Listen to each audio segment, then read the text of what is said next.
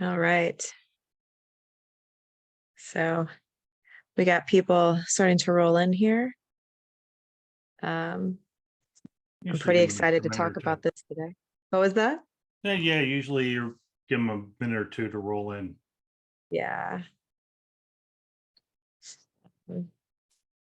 This is a really great topic today. I'm pretty excited to talk about it because we're going to talk about it, but I mean, you've seen so many businesses that really got taken down because they were not prepared. And Yeah, I've this had is to going to actually, happen to, yeah, I've had to walk a couple through what to do because they did not have, cyber insurance. So they called and said, "What do we do?" Because they that's the know wrong time. they know I've been through this many times with clients and talking to other businesses around the country. Yeah. All right. So let's go ahead then and get started. So I wanted to welcome everyone to the webinar today. Just a little bit of housekeeping. If you have a question, please do post that in the Q&A. You'll find that at the bottom of your screen. And depending on the question, we might stop what we're talking about to answer it, but might wait to the end. But either way, please definitely do post in the Q&A. We'll try to keep an eye on the chat as well. But if you have a question, definitely we'll look for that in Q&A. And so let's get rolling. And the first thing that we need to make sure that everybody on this call realizes is that we are not permitted to be able to give you specific legal or technical advice. Assure that you're engaging with good experts in cybersecurity, legal, and insurance, who you're retaining, and making sure that you're getting the proper guidance from them. So this is going to give you some overall ideas to take back to whoever you're working with, or if you choose to work with either me or David too, good questions for you to ask them to assure that you're moving in the right direction and you're going to protect yourself. So what are we going to cover today? So if you are here because you want to know what you have to have in place now to recover when you have an incident, if you want to know the right plan that you need to have in place that can save your business, if you want to know the first thing you need to do when you discover you've been breached and the actions you need to take that could actually render your insurance useless, well, then you are in the right place because that's what we're going to be reviewing today. So first thing I'd like to do is introduce both me and David in case you are new to the call or don't know who we are. David, you want to talk a little bit about yourself real quick? No, not really. No, I'm David Leng. I am the Chief Risk Officer for Duncan Financial Group. I oversee the not only the Duncan Financial Group itself, but also our insurance operations. I help advise on the risk issues that are facing our clients are facing, the issues and challenges, and help our clients to put programs in place to better identify, analyze, control, and mitigate risk in their organization to help make themselves more profitable and productive. And more than that, you're actually a celebrity. I've written a couple books that hit #1 Amazon business. Yeah, that's right. So, And I love that though, because like you are so about trying to educate the public and make sure that they're getting the right information to make good choices for their business. and that's what this is all. Everything I focus on is helping employers have enough information to make better information. I think it was Neil Tyson Grassi, or Grassi, however he pronounces his last name, who says one of the biggest problems we face today is knowing a lot of people, especially with the internet, know enough to think that they're right, but they don't know enough to know that they're actually wrong. And so just to give you some guidance, give some thought, and make you think a little bit more about things that you should look at, and and second guess sometimes what you're doing. That's right. And for those of you that don't know who I am, Leia Shilobod. I'm a certified information security manager. This is my contact information. If you'd like to, you can get a screenshot of it, or we'll send a copy of the slides and a follow-up afterwards. So you'll have that information too. Definitely link with me on LinkedIn, Signal, or WhatsApp. Oops, let me see. And, oh, I think I might be missing a slide. That's okay. All right. Let me go back. All right. Other things. I'm the author of 2 books. Unlike David, that wrote 4. I only wrote 2, but there's some more books inside of me. We also shot a documentary on cybercrime, and actually we're doing the East Coast premiere next week, next Wednesday. So if you're on this call and happen to be in the Pittsburgh area, definitely reach out to us. We still have a couple tickets left for that premiere. I'm also the author of the CMMC IT Documentation Toolkit, which is a how to implement a cybersecurity compliance program for your business. I own InTech Solutions here in Greensburg, Pennsylvania, that I started in 2006. And I love talking about cybersecurity compliance, securing your business, and risk management. That's why David and I are good friends. And you admit that in public. I'm impressed. So that's actually what we're going to talk about today. Like, really what the biggest danger is to your business, it's actually complacency. So Andrew Grove, the former CEO of Intel, says that success breeds complacency, complacency breeds failure. Only the paranoid survive. Now, Andrew was talking about the success of Intel at the time because they were just blowing up. And a lot of people take that for granted, right? Like, nothing's happening. I seem to be safe. So therefore, as soon as you believe that you're safe, the moment that you think you're secure, then complacency sits in. And when complacency sits in, that is when your business and your organization is at the most risk. That only the paranoid survive. I can tell you guys, I walk around all the time paranoid, not only for myself, but for my clients. And that's why we do such a good job, is because we are never, ever, ever complacent, and you cannot be, especially as it comes to risk to your business and potential incidents. So David's going to do a little bit of kind of setting the stage for you. Like, clearly you're here because you get that this could happen to you. But let's talk about some numbers and really the huge impact that this has had. Yeah, this is, a lot of people say it has something to do with the pandemic and people moving to work from their homes and things like that. People let their guards down. I don't think that's actually the case. I just think as technology progresses, the cyber criminals can actually get in, and they're being more and more sophisticated. They're not the poorly, written emails anymore. They're using sophisticated marketing to be able to dupe you. I mean, the same kind of marketing techniques that somebody gets you to buy something on the internet, they're trying to do the same thing to get you to click on something. So it has been surging. It is becoming a significant issue with how many attacks are occurring. And it's not a matter of if, it's a matter of when. And even if, and I'll say this a couple times, even if you have cyber insurance, I use the analogy in our last meeting. What do donuts, Swiss cheese, and insurance policies have in common? You really need to understand what your policy has in it to understand, are you truly covered or not? And it's also not a good risk management strategy.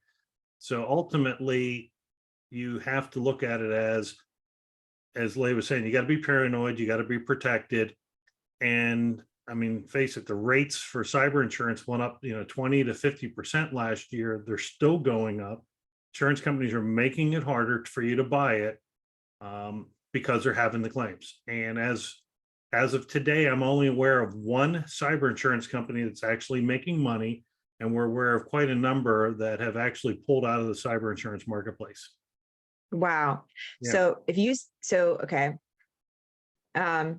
There's a lot to talk about there. The first thing is that you said that that most of them are not making money. So if they're not making money, that means that they're selling these policies at whatever rate, and the like the claims that they're getting are way, like the payout has to be so much larger.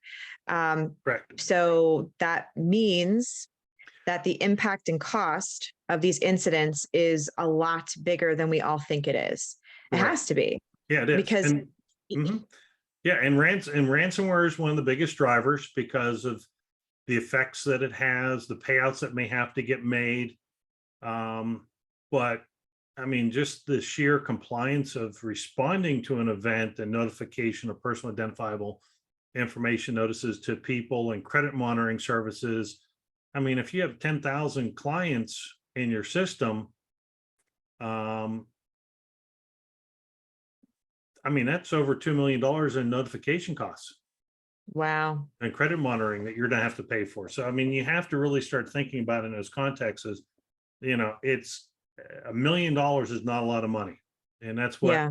some policies. And then you have these very small token policies that I call breach response that, a lot of little, they get put in on a policy for, 50, $60. They really don't cover anything. Yeah. So, but it kind is getting scary. So I think it's an interesting stat on here that you see, and it's been reported that more than 70% of attacks target small business. Right. Because some of the small businesses we talk to say, oh, who's interested in my stuff? I have nothing of value here. This probably isn't going to happen to me. That does not sound like it's the case in real life. No, in fact, actually, if anybody remembers the Black Friday Target credit card breach, which cost Target, I think, almost a couple $100 million or so more. Yes. Over almost $500 million. But does anybody know where it started? It started in a HVAC contractor in Sharpsburg. Yep. The office manager had a key logging virus. She logged in to upload a work order for a Target store that they did the work on, and boom, they got in the system. So the small fish lead to, they're basically bait, using the analogy of fishing, they're bait to get you into one of the big companies. They're hoping that they could use the small bait to get into the big fish. Wow. So let's talk more then about what makes it even worse. Well, yeah, I mean, pretty much everybody thinks, well, they'll catch them, we'll try to get money back. You never have, they're never even in the country. So to think you're ever going to do this, it's not going to work. The other problem, as I look at it, as the hackers are always evolving, they're always changing. Think about football and hockey and things like that, where if you could play great defense, but since they always are changing the offense around, if you don't keep up, they're going to score on you. And that's basically the best way to give you an analogy, because we wouldn't have go ahead. So I guess that means that, that it's really important to continuously have a pulse on that risk and how those tactics, techniques, and procedures change to make sure that, you're consistently trying to determine the best way to mitigate that risk in your business, whether that is adding tools or stopping a business practice or, I mean, think about it this way. With a lot of businesses starting to implement multi-factor, a lot of the hackers are now realizing that maybe they have it set up with an authentication app. And what they do is they just start barraging you with requests they got your password. They just keep hitting you, request after request after request after request. And maybe you're in a meeting, maybe you're doing something else, you want to shut up. So you just hit it. And next thing you know, they're in. We've actually seen that occur multiple times now. Yeah, we have too. So we have recommendations for how to make sure that doesn't happen, but we don't have time to jump into all that today. But yes. And then more like data this here. Is one of the only reason why I put this in here is one of the biggest weaknesses you have is actually your employees. You have to train and educate your employees train them, how to deal with and identify phishing. Otherwise, they're going to let somebody in. You could have the most sophisticated defense, but if your employee opens the front door and lets them in, they're in your house. Yeah,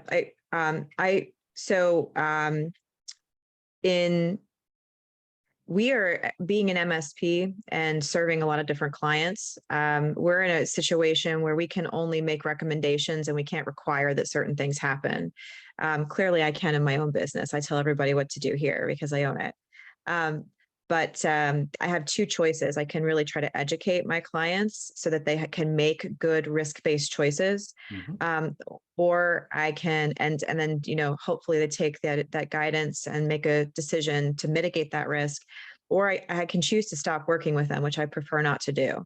In some cases, some of my clients have decided that they did not want to do MFA on their email, which is really like email is the biggest place where we see hacks occur, coming in and then clicking on links or getting into accounts. And so there were a couple of clients that declined that, who had to sign off on declining MFA for their email when we went through to align all the environments. In the last 2 weeks, almost every single one of those was subject to business email compromise, which cost so much time. It made them not look really good because a whole bunch of their clients, vendors, and everyone got these phishing messages. And my poor guys were really, really inundated with trying to mitigate all of that and get everybody back to whole again. Thinking about this risk, some of these things, I think that until you get burned, you maybe think it's not going to happen. Like everyone on this call, please take all these stats to heart. You're playing roulette if you are not taking a really hard look at the risk to your business and then trying to figure out the best way to address that risk. So let's talk about securing your business. I think we've been able to demonstrate, hopefully, that it's really not if you get hacked, but when you get hacked. And something really important to understand is that you cannot buy your way secure. If you just show up to your IT provider or talk to your IT department and say, what can we buy to make us secure? And then they implement it and you come back and you say, oh, so are we secure now? You are asking the wrong questions to everyone and you're probably wasting your money. There is nothing you can do to say, throw money at it and then make it secure.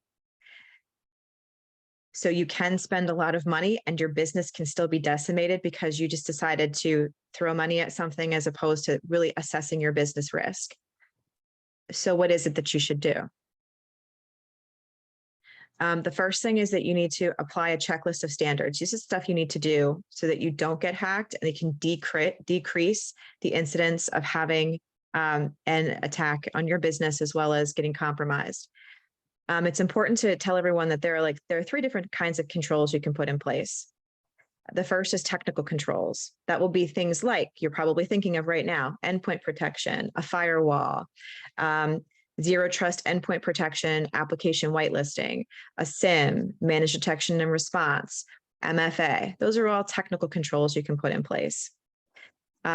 You still need to make sure that you're putting the right controls in place for your business. And there's a wide variety of things that you can implement, from baseline to very sophisticated. Based on your risk, you figure out what kind of controls to put in place. The second is administrative controls. Those are things like policies, plans, and procedures. And they will also direct things like whether or not you have training and awareness in your organization and assure that training and awareness is happening. We'll talk a little bit about administrative controls in a bit. And the last one is physical controls, things like locks, cameras, and alarm systems. And then you ask, well, why is physical control important if I'm having a cyber attack? Well, the answer to that is actually several-fold. First is insider threat. And actually, probably the biggest thing is insider threat. An insider threat means that somebody who's trusted by the organization takes some malicious action against the organization. And that can be something that they mean to do or do not mean to do. So that could be an employee who is approached and then is asked to steal information or install something on the computers for some money. And I'm telling you guys, you think you trust your people, and that's nice, but you never know what somebody will do if they're under pressure, especially financial pressure. You never know. Yeah. Also, go ahead. What I was going to say is I have yet to have a business owner that did not have a substantial employee theft over a period of time that later didn't go, I did not think that they would do that to me. I mean, they Oh all said it. yeah. Yep. Yes. Yes, absolutely. And there's also insider threat is also people who are well-meaning and are not actually trying to do anything wrong. Like they click on a link in an email. That's an insider who's a threat to the organization because they're not properly trained. Or somebody that finds a USB in the parking lot or outside of the office, and they're like, oh, this is cool, free USB. And then they walk inside and they plug it into the computer and they don't realize that on that USB drive is actually an application that immediately starts to execute and talk up to the internet, exfiltrate data, or log keystrokes. This is real stuff that happens. And if you have good physical controls in place, like cameras and alarm systems, some of those things are less likely to happen. In addition, it's important that you have a cybersecurity compliance program in place that addresses and assesses your business risk. How do you do that? I can do, actually, I have an entire presentation and talk extensively about implementing a cybersecurity compliance program. It's one of my most favorite things to talk about because it helps businesses to assess and address their risk. But the first place for you to start, if you're going to implement this and you're like, I'm not really sure where to start, look at a cybersecurity compliance framework like the NIST Cybersecurity Framework, CSF.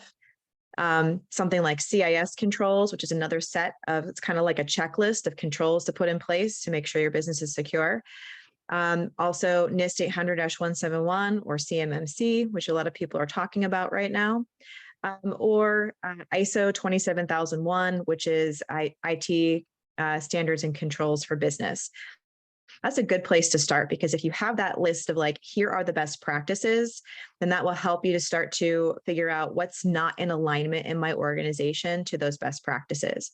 Surely there are smart people in your organization, or maybe you're working with a smart MSP or MSSP that says, oh, these are good best practices. But it always makes me feel better when I'm guiding clients if I use a control set like this that was created by a whole group of really smart people. And it's not like Leia's best practices for security, but it's actually, somebody who, like a whole group of people, and it's constantly updated to address the existing risks. And with that control set, then you can look at your organization, you can say, all right, what's not in alignment? And why are those things going to be a risk for my organization? And then you can determine how to deal with that risk. You can either decide that you want to mitigate the risk, change the thing, avoid the risk, stop doing the thing. You can also accept the risk to say, we're doing this thing, we'll probably get hacked, but I accept that, which is not the best way to deal with risk, but you can do that. And then also you can decide to transfer risk. In other words, like move your data to an external service provider of some kind, and then the risk of protecting is on them instead, or transfer your risk by employing some cybersecurity insurance, cyber liability insurance. So when this happens, you're covered. Yeah, the interesting part about all that is they all start with the basic risk management approach: identify, analyze, control, put a program and processes in place, and then manage it. It's pretty straightforward. And the one thing that I will tell you most miss on that process and the identification is, where's your data? Where's it being stored? Where's it at? It's in places you probably don't think about. Oh my gosh, you were just telling me a story about that. Yeah, actually. so yeah, we had an employer that did not qualify for cyber insurance. They're in the process of getting things in place. They went out and hired a cybersecurity firm to put things in place, but they didn't realize they had already had somebody in their system before they implemented. They didn't catch that they had somebody in the system, and long story short, they could not, the hackers were able to get rid of or damage the backups, so they had to pay the ransom. And then they found out there was a lot of their computer control systems for their machinery and operations on that side were not backed up. And even worse is that the financial person stored all of the company's financials on their desktop versus the server, and that was not backed up. And whatever transpired, they had caught these people mid encryption, so they threw them out. And one of the systems that they could not restore, no matter what key the hacker provided them after paying the ransom, was the CFO's computer. So they've lost their financials, have to rebuild their ledgers and try to recreate the data. It's ugly. I can't say enough. It is ugly. That is a huge, that's a huge undertaking, especially the larger that you get trying to recreate your financials. Yeah, I agree with you. The first thing is to determine what it is you have to protect, and clearly, like, you have something to protect. If you're on this call, you care about your business being able to continue to operate and all the people that work with you or work for you continuing to have a job. Yep. I'm going to back up one slide right here and talk about an incident response program, because this is important. The first thing you have to make sure is that you have a written plan in place. Your written plan is going to describe what an incident actually is, like how you define an incident, who responds when there is an incident, who's on your incident response team, like who are you supposed to report an incident to, and this should include people like executive management. They're going to have to know. Somebody who is technical or a security manager, perhaps somebody in human resources or in marketing, because you're going to need to do you're going to have somebody who is smart, who's going to need to do some damage control, because this is not going to look good from your organization from an image perspective. And then maybe consider, who else belongs on that team. You also need to make sure that you need to know what that team does. Like, what are they supposed to do when this happens? Go ahead, David. Yeah, so part of that's going to be having downright like scripts. So you mentioned HR. When these incidents occurred, what are they going to tell their employees? They're going to be showing up, because most of them occur on a Friday or Saturday, these events. They're going to show up on work on Monday. What are you going to tell them? You're going to have the phones ringing. What do you tell those employees to tell you who your customers? How do you deal with it? That all has to be thought out and prepared ahead of time, or you will look even worse. Oh yeah. I mean, I'm telling you, this is real stuff. You don't think you're not thinking of all the things people are going to say when they pick up the phone. Like, legit, I called a business that I work with as a vendor. And one time I called them, they picked up the phone, and I asked them, if we could get a quote for something. And they're like, oh my gosh, like, we're actually down right now. We have a ransomware incident. I can't even get into my system. I'm going to have to call you back. And I'm sitting here thinking, and I'm just like, you just disclosed information to me that you probably should not have, but this person is just stressed out. They can't help me. They don't know what to say. No one's given them any information. Can you imagine if customers and vendors were calling into your office and people are saying, I'm sorry, our entire system is down. We can't actually operate. That's going to make them not feel very good about doing business with you and being really scared and maybe move their business right away because they just found this out. This is real stuff. Actually, the one of my clients said something pretty simple. They said, we did a systems upgrade over the weekend and it didn't go as planned. So we're restoring the old system right now. We should be up in a day. There you go. It was a ransomware event, but that was a good spin on it. That's a good spin. We had a very bad upgrade. Hey, it can happen. That's great. Jeez. You also need to make sure that your plan has important contacts at the time, like legal, insurance, FBI, and anyone else on your plan.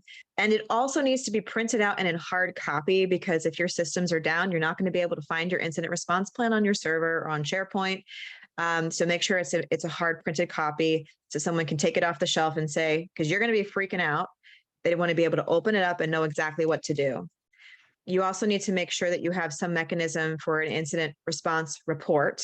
So it's going to detail how the incident itself, how it was responded to, remediated, and recommendations for changes to avoid a recurrence. That's going to be really important, not only in the insurance process, but also for your own documentation on exactly what happened. Trust me, especially if you have an external provider, but certainly if you have internal IT management, it's going to want to know what the hell happened, and you're going to have to be ready to report on that. And the last thing that you have to make sure you have in place, it's absolutely vital, is that you're doing regular tabletop exercises for incident response. Do not practice on an actual incident. That's a big no-no. You don't want to say, okay, well, we have a written plan in place and we'll just wait till something happens and pull it off the shelf. The fact of the matter is anything you put in writing might sound really good on paper, but until you actually try to do it in practice, you're not actually going to know what it feels like. And the next best thing to actually getting hacked is to pretend like you're hacked and sit around a table and have a scenario and talk through it. Why is that important? Because there are going to be a lot of things that come out in that tabletop exercise where you're talking through, okay, so the server has been encrypted, and an employee just reported this to IT. What happens next? And I've done this with my clients, and sometimes, like the first time we did it, I remember the client saying, oh, I'll just email you. And I'm like, okay, no, don't email me. First of all, it's possible like your computer probably doesn't work because it's been encrypted. So you can't email me, but also you don't want to alert an attacker. So like email is probably not the right thing to do. Let's talk about what the right thing is to do. And then usually in those conversations too, we talk about, well, do you have cyber insurance? I don't know. Okay, well, what are the limits? I'm not sure. Okay, but you do have it. What is the response supposed to be? What do they need you to do first? Oh, I never asked those questions. And so by doing a tabletop exercise, it unearths all other kinds of risk and questions that you didn't realize you had. And you want to make sure that as you do that, that you're actually capturing all of those recommendations to make your tighten up your organization and make it better. I'm going to go 2 steps further. Go for it. One, you're going to have to educate your staff on, in general, what they should be doing, because let's say, depending upon the type of ransomware event, there's a couple that they'll print out. Every printer will have this sheet of paper on it saying, go to this website, and it has some funky characters. And then they'll tell you what you have to do to, pay to restore your system. Until you go to that site, they don't know they have a fish on the line. So we've actually, where people said, we said, don't go there, but yet an employee went on there. Number 2, just not the tabletop exercise. You want to actually do a live restore, for lack of a better term, because you want to test your backups. And because if your backups aren't going to work, if you end up having issues when trying to recover, it's better to know where they are now and address that so that you have better backups. Because that's what we're finding in some of these instances. Not everything was backed up as they thought it should have been. Yeah. And that's even if things are being backed up and you're getting those reports that say that everything's backing up okay, the fact of the matter is that those pieces of software, I mean, it's very sophisticated, and sometimes things go wrong. So sometimes you actually have a backup image that you cannot restore. And unless you're testing them to make sure that backup image, like actually spinning up the virtual machine, logging in, making sure all the stuff works, then you don't know 100% that that's actually working. And also, how long would that take? Like, you might think that it's going to be, like we're going to spin that back up and it'll be like, 30 minutes for us to get that back up. And then it ends up taking 6 hours. You should know that information now so that you can make decisions about what you would do if it actually happens. And as my one client, and it actually went very smoothly, they had to restore the 48 terabits of data throughout their entire system. That took days. Wow. That's a lot. Yeah, that's a lot. They're big. All right. So boom, right? The hackers piece of software. Yeah. The software went off, the ticking time bomb. Now what? What do you do? Right? So you're going to call your IT department or your IT provider so they can take action, right? Is that what you're going to do? Well, that's what Wrong. most businesses are going to do, because I got to get back to my clients. I got to serve them. The longer I'm down, the more money I'm losing. That's a problem sometimes. Yes. And that's why preparation and tabletops are key, because your IT team is going to want to help you. That's what they do. They want to help. They want to come to the rescue. They want to make this right. But responding to an incident and trying to remove the virus right away, like David said, or maybe even trying to negotiate with the hacker, which I've seen some MSPs try to do on their own, it may render your insurance useless. They may actually deny your claim. Correct. So first, you have to know about your cyber insurance policy. David, you want to talk a little bit about that piece?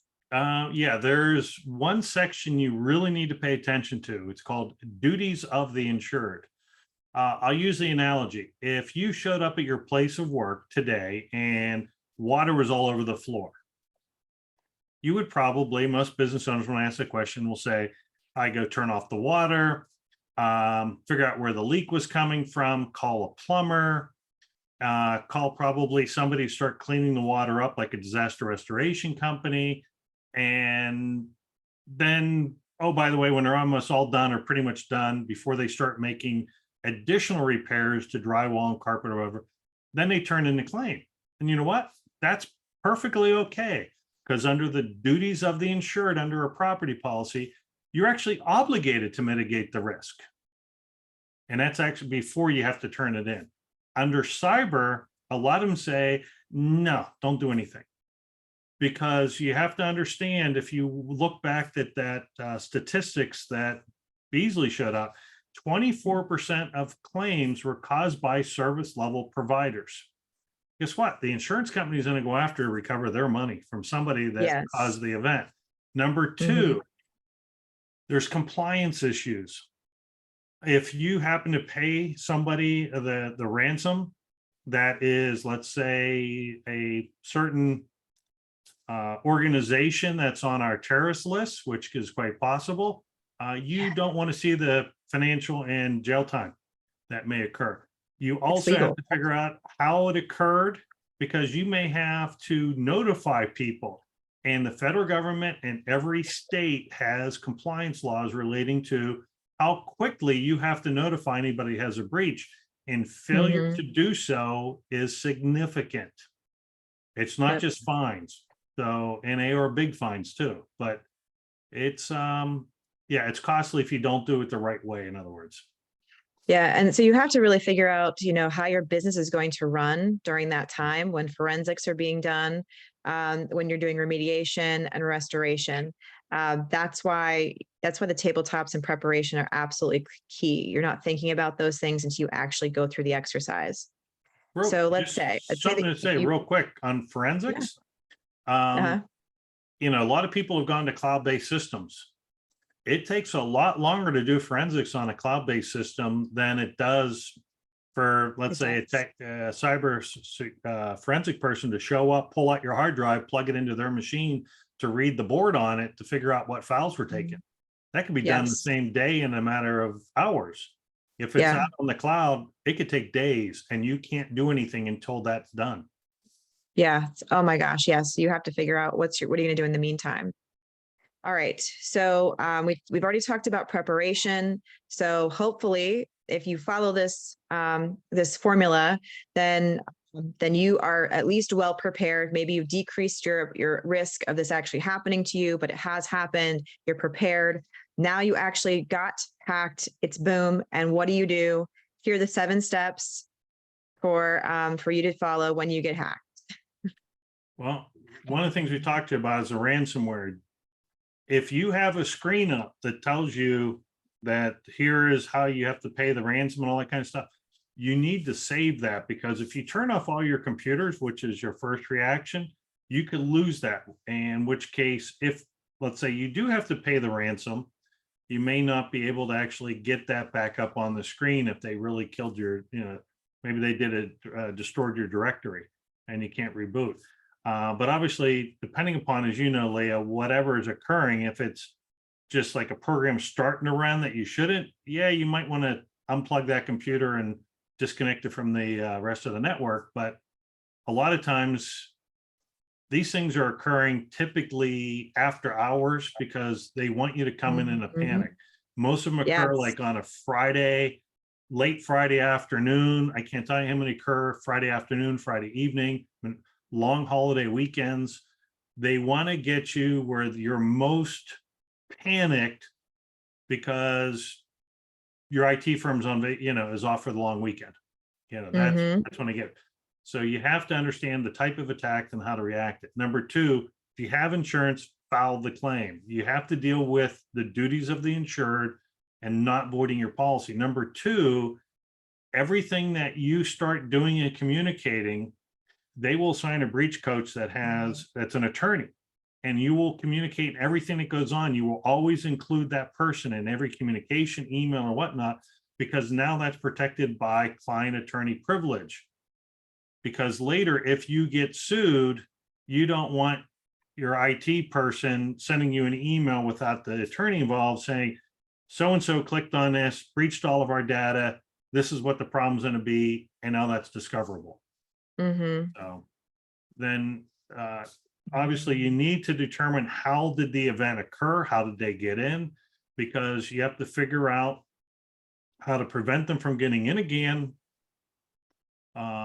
As well as, did somebody cause the event? Was it your employee? Was it a third party? Because we've actually seen several that have come in through third-party software into systems. Once again, the insurance, if you exceed your insurance policy and your damages are greater, you're down longer, and you want to seek recovery, your insurance company is going to help you get that data so that you can try to go after them, particularly if they came through a third party. I mean, I think what was it? The Maersk, the largest ocean shipping company, went down by somebody went through their accounting software package to get into lots of businesses worldwide. Yes. Yeah. So, the same thing with MSPs or MSSPs that have access to your system. Hackers are using that because that's a one-to-many approach of getting into tons of computers. I hate saying it. We've actually had we've had two incidents where they went through the IT firm to get into their business. The IT firm made themselves a trusted device so they did not have to use multi-factor. Yes. Oof. Yeah. So ultimately, compliance-wise, what was taken, who was affected, that kind of stuff, so you can notify, preserve evidence if necessary, and then you have to figure out, can you restore? Are you going to have to negotiate? I mean, that's what it all comes down to in restoring your system. And a lot of times when you go to restore your system, I will tell you, if you haven't practiced, you may not have everything backed up. It may not go smoothly. You may have systems that, because of, I'm just going to say, you can't buy, let's say, a Windows 10 computer anymore, and now you need to restore, and you can't put it on a Windows 10. You got to buy Windows 11, and maybe your software is not compatible. I mean, that could be a problem, so you have to think some of these things through and practice this ahead of time so that when time comes, you're going to do it. And then obviously, because we can't count, the eighth one is trying to make sure that you do the proper notification and public relations. Yes, absolutely. So the key thing here, guys, is that you can't wait. You have to take action now. You need to assess your business risk now. You need to know the duties of insured now. And you can't assume that all the insurance policies are the same. I mean, David has seen so many. We talk about this on a regular basis. I'll give you an example. There's a lot of policies out there that say, hey, you got $1 million for ransomware, but you have 50,000 for extortion. Yep. What's the difference? Extortion means they're saying they have your data. Ransomware just locked you up. Yep. I don't know. I do have yet to see a ransomware event where they didn't say they had your data. So that becomes extortion. So you go from $1 million limit to 50,000. That is huge. It is. Also assure that you have some cybersecurity and business restoration plans in place. Make sure that you're testing your backups. And of course, don't get comfortable with your cybersecurity. Have a cybersecurity compliance program in place now. So will your business survive an incident? Have you prepared properly? Have you properly assessed your business risk? Have you figured out where all those holes are in your cybersecurity program and in your cyber insurance? Do you know what an attacker might be able to do and access if someone clicked on a bad link? No? Well, now is the time to have that risk-based conversation. And the good news is that that first step is free.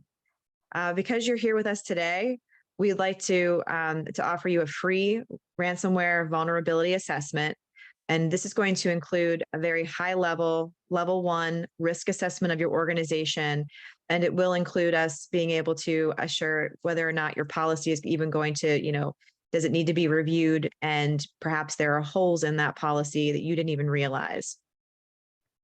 When we do this risk assessment, you're going to know if the IT systems and data that you have are truly secured, exactly what a hacker could do and get access to if they gained access to a computer from one of your employees, and a nice health score for your network to determine some things that might be outdated, unsupported, and really where some of those holes are from the IT perspective.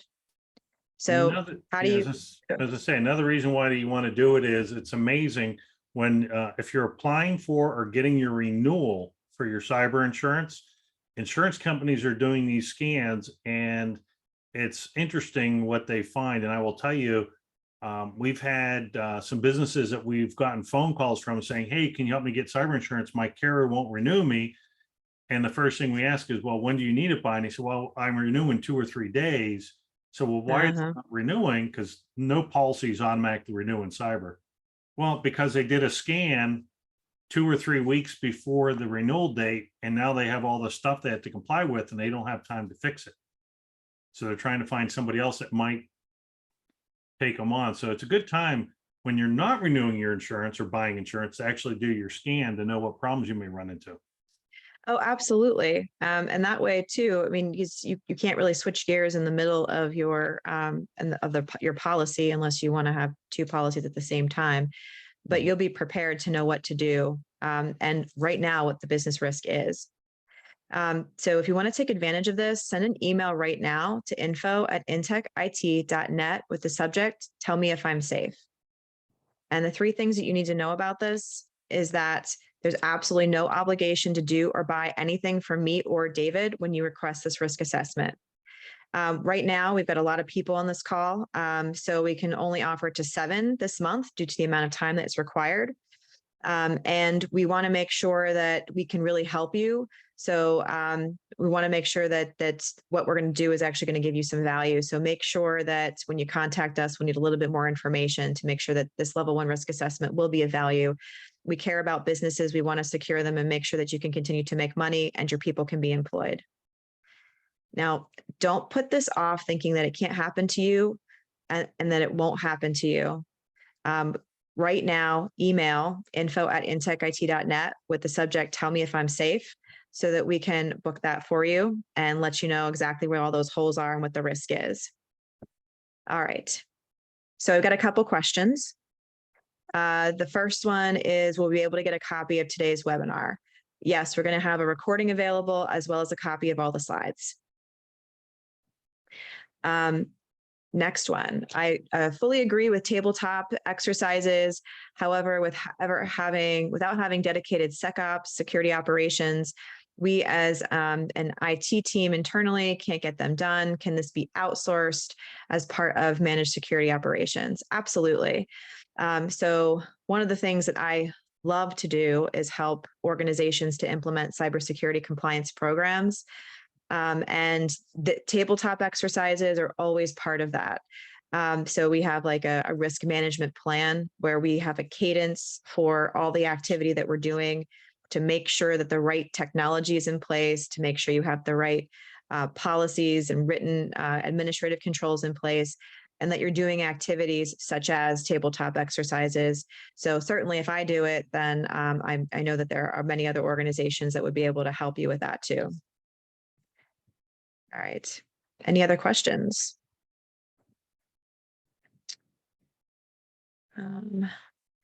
All right. So I wanted to thank everybody for hanging in there through the end of this presentation today. You will get a copy of the slides and a link if you'd like to review this again. It will also have our contact information on it. So you can reach out to me or David if you have any additional questions. Wanted to thank you for coming today and ask you all to stay secure. Thanks, everyone.